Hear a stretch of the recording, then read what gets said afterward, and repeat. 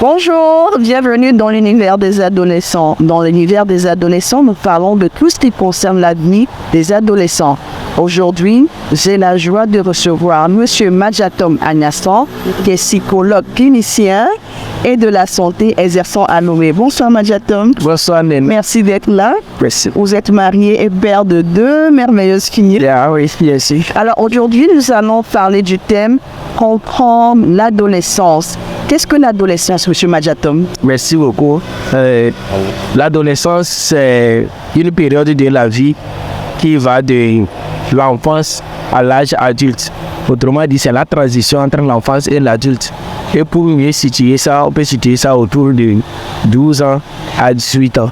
Donc voilà un peu. Maintenant, quand nous prenons sous d'autres cieux, certains vont aller au-delà de cet âge ou bien un peu moins. Mais dans notre contexte, nous allons situer cela autour de entre 12 et 18 ans. Donc voilà un peu l'âge dans lequel on peut situer l'adolescence. Et l'adolescence, ce n'est pas seulement juste l'âge, mais il y a en même temps un certain nombre de choses qui caractérisent l'adolescence, qui va commencer avec la puberté. Donc qui va commencer, donc la puberté même, ça peut commencer autour de 11-12 ans chez certains, et qui va aller non seulement la puberté. Donc ce sont des transformations qu'on va observer sur le plan physique de la personne. Il y a aussi des transformations sur le plan physiologique.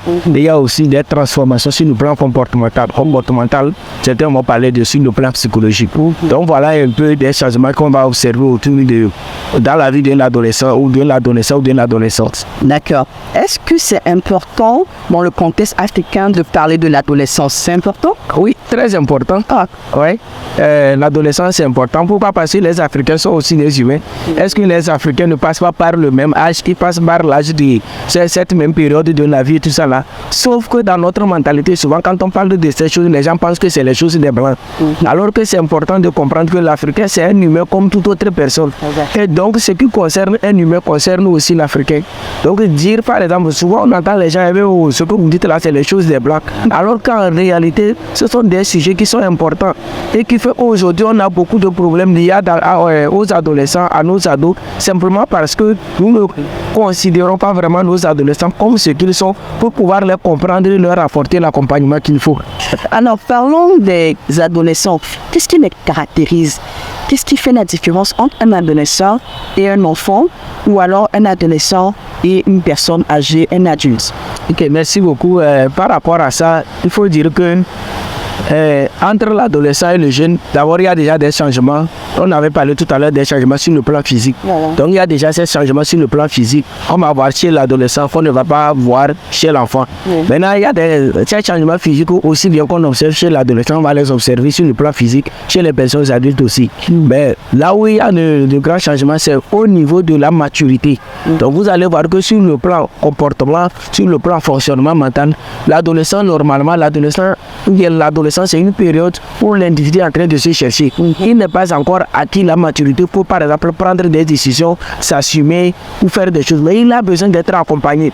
Toutefois, ce qui caractérise l'adolescent maintenant, c'est que lui, il a un sentiment de toute puissance. Et il pense que, bon, avec tout ce qu'il ressent, l'énergie qu'il a et tout ça là, et sa manière de voir le monde, c'est comme les choses ne fonctionnent pas comme il le veut. Donc, il y a une expression que nous avons utilisée pour dire que c'est comme l'adolescent a envie de refaire le monde. Parfois, les choses qui sont là, ils trouvent que non, que les normes qui sont établies, les règles qui sont établies, les principes qui sont imposés, c'était injuste. Et il faut maintenant revoir les choses. Donc, sur ce point-là, vous allez voir que l'adolescent va maintenant commencer, par exemple, à ne pas être soumis. Surtout quand on prend les décisions sans son avis. Il ne va pas se soumettre. Il a le sentiment d'audace. Il va faire des tentatives pas possibles. Il va se livrer à des choses, tout ça là. Des fois, vous allez voir des gens qui vont même vouloir s'adorer, même aller à la drogue, à tester des choses qui normalement ils savaient lorsqu'ils étaient enfants que c'était pas bien pour eux. Et vous allez aussi observer que les adolescents ils aiment aller avec des groupes de paix, c'est-à-dire que être avec des autres adolescents qui partagent peut-être les mêmes valeurs, ou pas forcément, mais qui ont aussi une manière de voir le monde qui est similaire à eux, tout ça là. Et ils vont faire des groupes, les filles vont aller ensemble, les garçons vont aller ensemble, tout ça là. Même maintenant aussi aussi, il y a l'activation de la vie sexuelle. Donc, la sexualité va s'activer maintenant chez l'adolescent parce que maintenant, il entre dans la phase adulte. Et c'est à ce moment-là qu'il va sentir des choses dans son corps. Il va sentir des désirs d'être aimé, des désirs de se sentir aimé ou bien d'aimer une autre personne. Et donc, à ce moment-là, tout cela va avoir,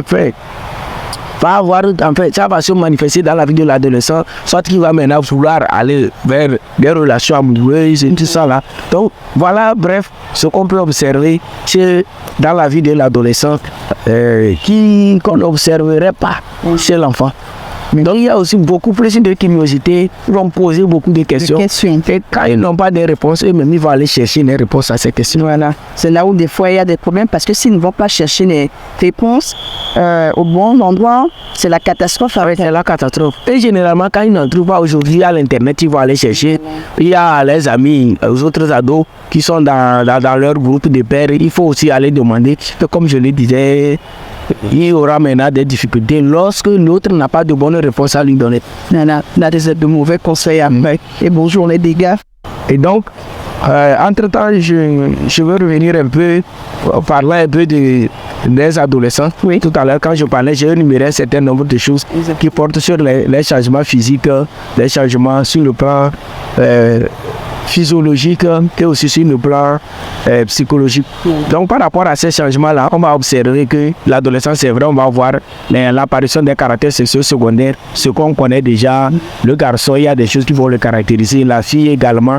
Mais à côté de cela, les transformations physiologiques, c'est ce qu'on ne voit pas. Oui. Et donc les transformations physiologiques, c'est par exemple les hormones que l'organisme va sécréter, qui sont différents par exemple de la fille que chez l'homme, et qui vont maintenant aussi amener. Donc quand on dit hormones, en réalité, ça va influencer le comportement, les attitudes de la personne. Et donc, qui vont maintenant avoir des répercussions sur le comportement de cette personne-là. Et donc, l'enfant qui n'était, vous allez voir que maintenant, en passant de l'enfance vers l'âge adulte, autrement dit l'adolescence, vous allez voir que les comportements qu'il avait, maintenant il y aura de nouveaux comportements qu'il va adopter, des changements qui vont arriver dans la vie de cette personne-là. Et des fois, on va supposer, ça surprend même les parents. Et il faut dire aussi que même l'adolescent est surpris, par les changements qu'il observe. Et ça va mener un certain nombre de choses. D'accord. On parle souvent de la crise d'adolescence. Est-ce que vous pouvez nous en dire un peu plus? La crise d'adolescence, qu'est-ce que c'est? Oui, quand nous parlons de la crise d'adolescence, souvent c'est des termes qu'on entend généralement lorsqu'on parle de la crise d'adolescence. C'est des mots qu'on va toujours écouter les gens prononcer, les gens dire ainsi de suite. Et qu'est-ce que c'est quoi concrètement? Généralement, lorsqu'on parle de ça, c'est que lorsque l'adolescence arrive, ça coïncide avec des bouleversements à la fois internes, c'est-à-dire qui sont propres entrant aux jeunes qui voient qu'il y a des changements, qui ne maîtrisent pas les changements qui sont en train de s'opérer dans sa vie, mais en même temps des changements aussi qui interviennent dans ses relations avec les autres. Par exemple, dans ses relations avec les parents et tout ça là, on va observer un certain nombre de changements. Mais généralement, on qualifie ça de crise parce que ça vient peut-être perturber pour les parents, par exemple, l'enfant qui était gentil, qui était soumis, c'est l'enfant gentil, à un moment donné, il change du coup, ses comportements changent, on l'envoie maintenant, il le refuse, on dit ne fait plus telle amitié, c'est ça qu'il va faire, on dit il faut sortir à telle heure, il faut revenir, il va violer toutes les règles qu'on a établies, toutes les règles plutôt qu'on a établies à la maison, on va dire non, mon enfant là, ça ne va pas, il va commencer par faire des compagnies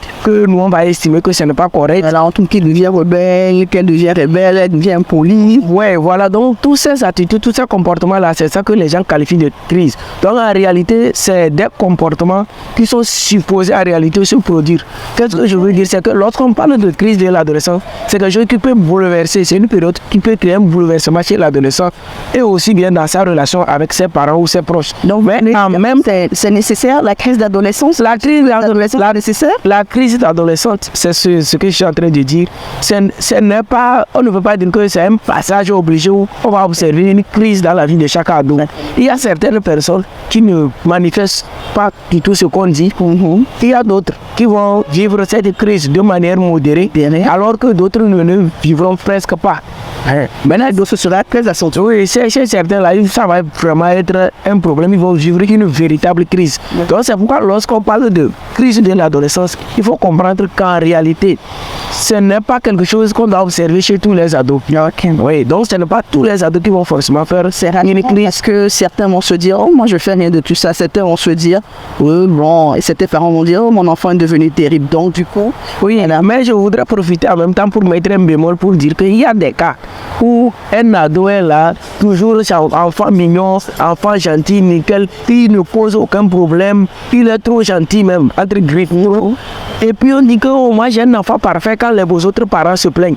Ça aussi quand même, ça doit nous faire tiquer. Lorsque c'est trop normal aussi, c'est qu'un adolescent n'est pas supposé se soumettre toujours à ses parents et tout ça, tout ça. Ça peut arriver lorsque ce n'est pas une soumission qui est imposée, c'est-à-dire qu'on a établi les règles, il est d'accord, lui-même il a participé à tout ce qu'on a établi et tout ça là. Ça peut arriver, mais lorsqu'on lui impose des choses, il avale tout. Et parce qu'on a un enfant gentil, ça doit inquiéter plutôt. Ça doit inquiéter. Ça doit inquiéter. Ça doit inquiéter. Ok, donc on parlait de la crise, donc on va dire qu'il y a des fois pas de crise du tout, des fois crise modérée, des fois crise accentuée. Oui, donc c'est pourquoi on dit que c'est un ensemble, c'est l'ensemble de tous ces changements qui peuvent être résistés aux parents et ainsi de suite, les comportements d'opposition ou parfois des sauts d'humeur qui sont supposés. Donc quand on dit supposé, cela suppose que ce n'est pas forcément qu'on va voir ça. Okay. Donc on peut voir, mais on peut ne pas voir aussi. D'accord. Maintenant, que faut-il dire aux parents qui me suivent et qui se rendent compte qu'il y a certaines choses qu'ils voient chez leurs adolescents? Ah, donc peut-être que c'est une crise d'adolescence. Ils ne comprenaient pas qu'est-ce qu'il doit faire. Et maintenant, un adolescent qui vous écoute et qui se dit, ah tiens, je suis peut-être modéré, je suis super en crise. Qu'est-ce qu'il doit faire exactement? Qu'est-ce qu'on peut leur conseiller? Oui, par rapport à ça, ce que je voudrais dire, c'est que tout parent doit savoir que l'enfant que j'ai, mon enfant que j'ai mis au monde, qui était bébé, est en train de grandir. À un moment donné, autour de 12 ans en allant, c'est que c'est une autre personne que j'ai devant moi. Et il est important que le parent comprenne que mon enfant que j'avais n'est pas toujours le même. C'est-à-dire qu'il n'est pas toujours resté enfant, mais il est en train de grandir. Et que il passe à une autre phase. Et par rapport à cette phase-là, il y a des comportements que nous devons adopter qui vont nous aider. Donc, comprendre que l'adolescent, on peut aider son adolescent à vivre normalement. On peut avoir une relation harmonieuse avec son enfant adolescent si nous connaissons effectivement les besoins que notre adolescent a et si nous arrivons à les satisfaire. Maintenant, pour l'adolescent, ce que je peux dire, c'est que c'est vrai, on peut voir des changements qui surviennent dans notre vie, parfois des choses qui échappent à notre contrôle. On voudrait bien faire, mais on n'y arrive pas. Ce qui est important, c'est que nos parents, nos proches sont là pour nous accompagner. Il est important que nous nous approchions de nos parents, nous nous approchions des personnes en qui nous avons confiance, qui pourront nous aider, qui pourront donner des réponses à nos inquiétudes. Et l'autre élément aussi important, c'est que parfois vous allez voir les adolescents aller vers les autres adolescents. Et ceux aussi ont les mêmes difficultés qu'eux. Mais lorsque vous allez entre vous, vous donner des conseils, pour tous vous avez les mêmes difficultés et vous ne pouvez pas vous aider suffisamment. C'est pourquoi il est important dans ce moment-là que l'adolescent aille vers les personnes adultes, les personnes en qui il a confiance. Ça peut être ses parents, ses proches qui peuvent lui prodiguer des conseils. Donc voilà un peu ce que nous pouvons dire sur ce point-là. Merci Majatom d'être passé. Merci. Et à très bientôt. Yeah.